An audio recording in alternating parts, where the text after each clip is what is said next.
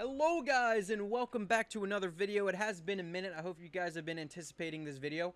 Probably not. A good amount of film photographers should be familiar with Analogue Amsterdam and their upcoming AF-1 35 film camera that's coming out, and the controversy and all the drama that's going on about that camera. But I think there's another camera that we should be worried about, made by the same exact people, or made or sold by the same exact people. That camera would be this one right here, Analogue Pocket Snap. This is a small little digicam point and shoot. Very light to the hands, roughly around 109 grams as it was advertised on their packaging. But it's definitely an interesting camera to look at, and it is what they sell on their website. I discovered this camera when I was browsing the shop app on my phone. You know, as a film photographer, we all need to look out for cheap film. But it was on my recommended browsing, and it definitely caught my eye with what they offered. If you click on their thing, either on their website, it is posted on their website, or if you go on the shop app, just look up Analogue, and then you'll see that digital camera Pocket Snap right there. The camera is marketed as a digital camera for perfect on-the-go photography, and it also has a user-friendly interface. This is the information you're going to see on their shop description, and that's what I'm going to say. Knowing Analogue, I was familiar. I have pre-ordered their AF-1. So I was like, hey, maybe, you know, they released another cool camera that nobody's talking about. I did look up the camera on YouTube and everything. Nobody was really talking about this camera. So I was like, oh, you know, I should try it out. When I first found the camera on the shop app, it was roughly around $95. That was the price point. So I was like, okay, that's not too bad. After shipping, it went up to $134. It was a $34 shipping cost to get it shipped here in the United States. And not only that, it took a couple weeks to arrive. Knowing Analogue is in Amsterdam, that's not really a gripe or anything I really care about. You know, it's going to take some time to ship from Europe. But I've bought film from, I think it's called Double Film or something. And I'm pretty sure they're somewhere in Europe. And it took them less than a week for it to get there. But, you know, each company has their own business days shipping, so nothing too crazy. When I received it, it came in Analogue's cool little silver style packaging, and the box was some recycled material, and it talked about the description of the camera.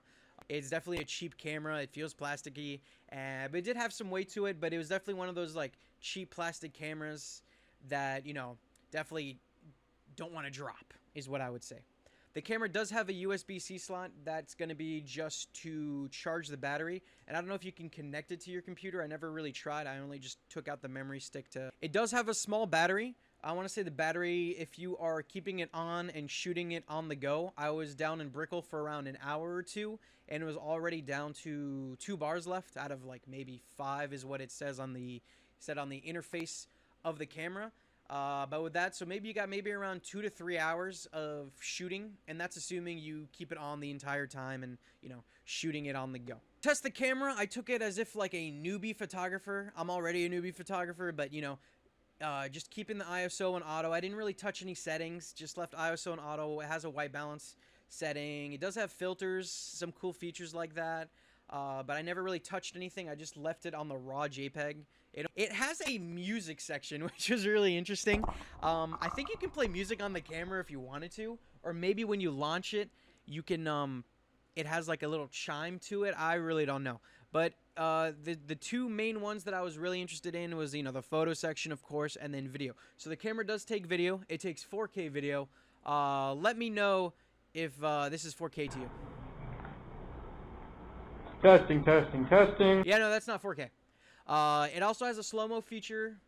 If you find that interesting, here's it in action. People go to the pictures. It's definitely an interesting look.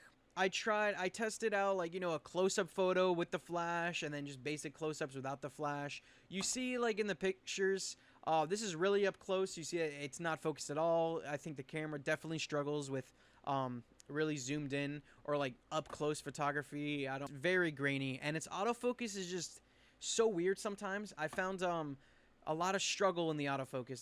That's another one here. Yeah, this is an Hasselblad H3D. It does zoom in, so the camera does have a zoom in feature, but this was me. This lady was maybe a couple 100 feet away from me. I try to do the full zoom in. This is the quality of the picture you're gonna get. Not too good. Same thing, I tried it twice. Then I zoomed it back to its regular focal length. I want to say maybe, I think its basic one is 35. Otherwise, it has an 18 times zoom, sorry.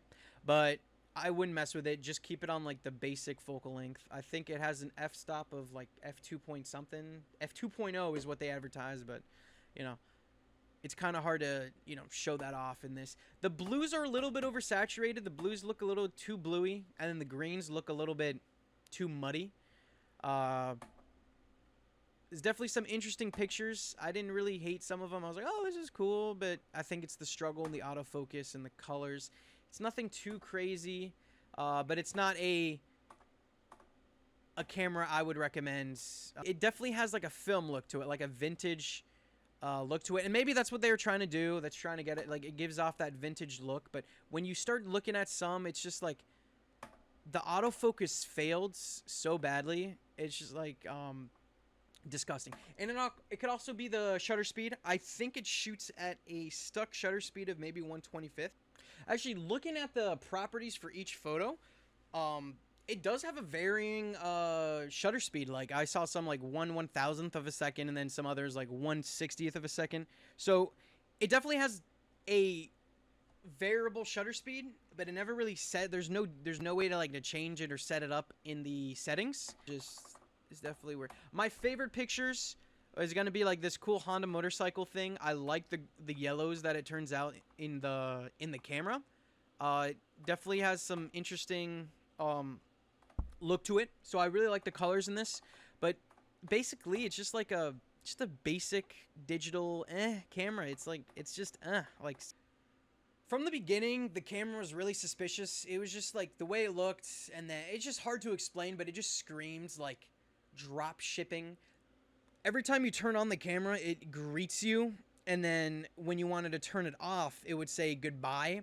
It's definitely not like, if you're looking at a good camera producer, not one, I want to say, has like some insane launch time with this. It was definitely weird.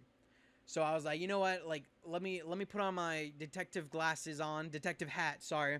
So now if you go to AliExpress.com or Temu or whatever, Wish, any of those, if you look up 64 megapixel digital camera, because that's what the camera is, it's a 64 megapixel digital camera. If you're going to find this camera that looks strangely suspicious to the other ones. There's these two that I found right here. This one is just clearly, back-to-back similar. Here's this one. Here's the analog camera. You cannot tell me that these cameras are not identical, just with a different logo. I will wager any amount of money. These are the same cameras. There's in fact, without a doubt, that these are the same things. They are just repurposed or repackaged, or, you know, they have like their own separate dealer and they put the logo on it and they put it in their own packaging. This is just drop shipping arbitrage, basically. These guys are making a killer, because not only that, but the camera is now $101 on their website. Here you go, down right here, and it's still new, $101. They upped the price. If you go to AliExpress and you want the same exact camera, you can either get it for $25, or you can get it for $39, or you can buy whatever megapixel camera here for dirt cheap within the same looks. This is $25. They are upselling this by $75. This reselling, it's a business. I don't care. Like, okay, like, you know, like, do I want my money back? I don't care. You know, like, the camera works. It's what they advertised. You know, it's a digital camera. It takes like the shitty film thing. It's easy to use, super easy. Like, it's whatever. It's like a reliable, like, I put that shit in the back of my pocket and I can walk around wherever and take pictures, and maybe it'll come out good. That's what it is. It was only $100, or $130, sorry. I guess, like, it depends who you say it's only $100 to. You know, some of us are on a budget, some of us aren't. But, you know, to some people that might be insane, you know. With $130, I could have bought, you know, one package of Portra 800 film, you know. Like, on the app, it says it's almost sold out, so clearly people are buying this. This is just a dropship product. If I can resell shit for like $75 over that and people are buying that, I wouldn't care. Are you kidding me? They're a business. They're trying to make money.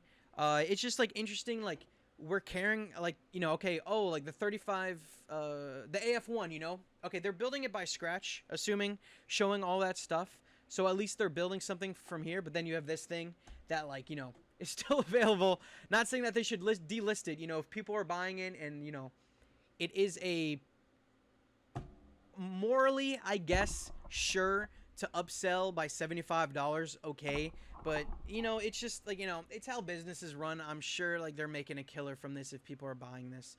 But that's it with this video. I'm just gonna keep on repeating the same thing if I don't shut the fuck. But there's really not much else to it. Will I use it again after this video? Absolutely not. I have better cameras. I have a Lumix G85. If you guys like this video, like, comment, subscribe. That's it. I really don't know what else to say. Analog, don't hate me, but it's just, like, it's just information for the people, you know?